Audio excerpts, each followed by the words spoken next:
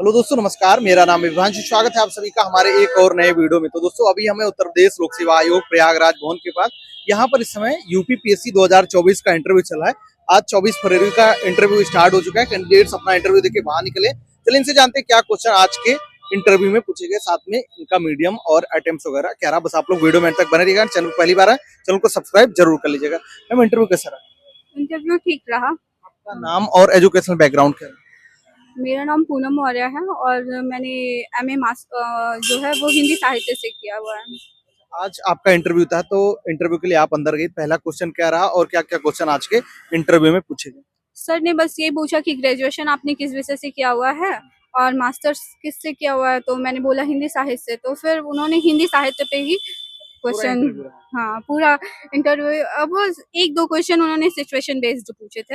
हिंदी साहित्य से जो क्वेश्चन आपसे पूछे गए थे वो थोड़ा बता दीजिए। हिंदी साहित्य से उन्होंने पूछा था कि आप ग्लोबल लेवल पे हिंदी को कैसे प्रमोट कर सकती हैं और जो हमारे जो वैश्विक स्तर पे प्रयास हैं हिंदी साहित्य को लेकर वो क्या किए जा रहे हैं। और कुछ मतलब कुछ क्वेश्चन आपको याद है? हाँ, और उन्होंने पूछा कि हिंदी की जो प्राथमिक कविता है या प्राथमिक कवि हैं वो कौन से हैं और जो है उन्होंने कौन सी रचनाएं की हैं पहले कवि ने।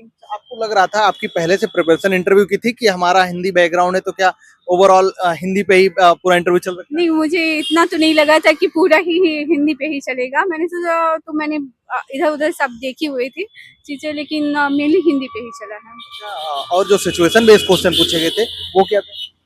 एक सिचुएशन बेस्ड था कि एक बीईओ अधिकारी और शिक्षक हैं वहाँ पे, वो क्लासेस नहीं ले पा रहे हैं, मतलब क्लास लेने ही नहीं जाते हैं। तो इस स्तर पे आपका प्रयास क्या रहेगा। और सेकंड थिंग उन्होंने पूछी कि अगर हमारे उत्तर प्रदेश में माओइस्ट कुछ जगहों पे घटनाएं होती हैं, आप उससे कैसे नियंत्रित करेंगे। यानी कि आपका पूरा ओवरऑल इंटरव्यू हिंदी पे और दो ये सिचुएशन क्वेश्चन पूछे गए थे। इसके अलावा करंट या आईआर वगैरह से कुछ? नहीं, कुछ नहीं है, उस करंट वगैरह से कुछ नहीं पूछा गया। कितना टाइम तक आपका इंटरव्यू चला होगा? 15 मिनट। और सवाल लगभग कितने पूछे गए होंगे? लगभग 12-13 क्वेश्चन। एक चीज और बताएंगी, जो सवाल आपसे पूछे जा रहे थे, मान लीजिए आपने उसका जवाब दे दिया तो क्या क्रॉस क्वेश्चन भी कर रहे थे? हाँ, उन्होंने थोड़े बहुत क्रॉस क्वेश्चन किए थे, जैसे माओइस्ट पे ही क्रॉस क्वेश्चन उन्होंने किए हुए थे। मुझे एग्जैक्टली याद नहीं है, लेकिन उन्होंने एक आध किया हुआ था। हॉबी वगैरह से कुछ पूछा हाँ, गया? जैसे पौराणिक कथाओं पे उन्होंने पूछा कि आप रामायण और महाभारत जो है वो इतिहास है या फिर पौराणिक कथा है। अगर फिर मैंने बोला कि ये दोनों ही हैं सर, तो उन्होंने इस पे कह रहे हैं कि इतिहास कैसे है ये आप। यूपीपीएससी के लिए आपका कौन सा अटेम्प्ट है? मेरा सेकंड है। और मीडियम क्या रहा आपका? हिंदी। अच्छा, इसके पहले जो आपने अटेम्प्ट दिए थे उसमें क्या चीजें रही थी? फर्स्ट अटेम्प्ट में प्री ही हुआ था। और इस बार आपने क्या चेंजेस किए थे कि आपका प्रीलिम्स निकला, मेंस भी हुआ और इंटरव्यू तक आप पहुंची? मैंने ज़्यादा चेंजेस तो नहीं किया। हाँ, बस उसी जिस चीज़ को मैंने कंटेंट जो रखा हुआ था उसे बार बार रिवाइज किया है और थोड़ा बहुत मॉक वगैरह दिए हैं। मॉक टेस्ट सीरीज आपने दिया था। तो क्या टेस्ट सीरीज का फायदा आपको लगता है कि प्रीलिम्स में अगर हम टेस्ट सीरीज देते हैं, चाहे कोचिंग में ज्वाइन करते हैं या फिर मार्केट से लाके खरीद के खुद से लगाते हैं, क्या उसका फायदा मिलता है? और टेस्ट सीरीज लगाएं तो कैसे लगाना चाहिए हमें? टेस्ट सीरीज जब आप लगाने बैठे तो अपने टाइम को देखकर लगाएं, क्योंकि ये आपका एक रिवीजन होता रहता है चीज़ें कि आप अगर एग्जाम हॉल में भी बैठेंगे तो आपका टाइमिंग जो होता है वो इधर उधर नहीं होते हैं।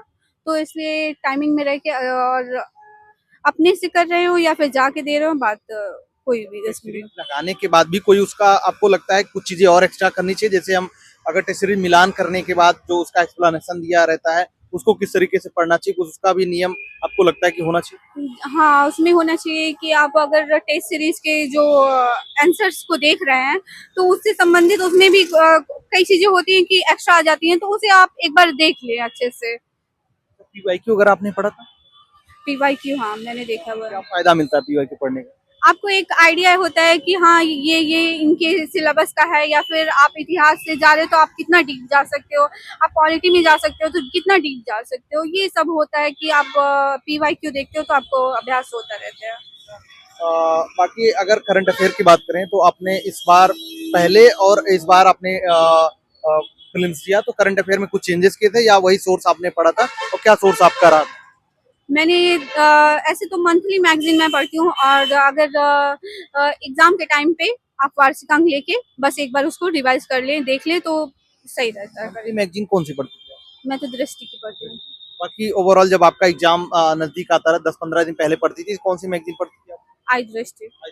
तो आपको लगता है कि अगर मंथली कोई कवर कराए कोई भी मैगजीन और लास्ट में अगर जो आई दृष्टि आती है या फिर और कोई भी ईयरली मैगजीन आती है उससे ओवरऑल पूरा कवर हो जाता है या फिर और एक्स्ट्रा न्यूज़पेपर या किसी और सोर्स की जरूरत पड़ती है? मैंने न्यूज़पेपर रियलिटी बताऊँ नहीं पढ़ा है, लेकिन हाँ मंथली मैगजीन अगर आप वार्षिकांक पढ़ रहे हो तो हो जाएगा, आपका करंट कंप्लीट हो जाता है। मेंस के लिए कुछ आंसर राइटिंग के लिए आपने कुछ सोर्स रखा था, कहीं कोचिंग वगैरह की थी या कैसे आंसर राइटिंग आपने स्टार्ट की थी, कैसे करती थी आप? मैंने दृष्टि से वो किया हुआ है पूरा, हाँ मेंटरशिप मेंस के लिए। फायदा कुछ आपको लगता है कि मिला है? हाँ, आपको लिखने का आइडिया हो जाता है, और अगर वैसे प्रश्न नहीं आते हैं फिर भी आपको टैकल करने का वो आइडिया हो जाता है कि हाँ ऐसे लिखने चाहिए प्रश्न, और कैसे लिखने पे नंबर मिल जाते हैं। आप अगर न्यूली दे रहे हो तो थोड़ी प्रॉब्लम हो सकती है।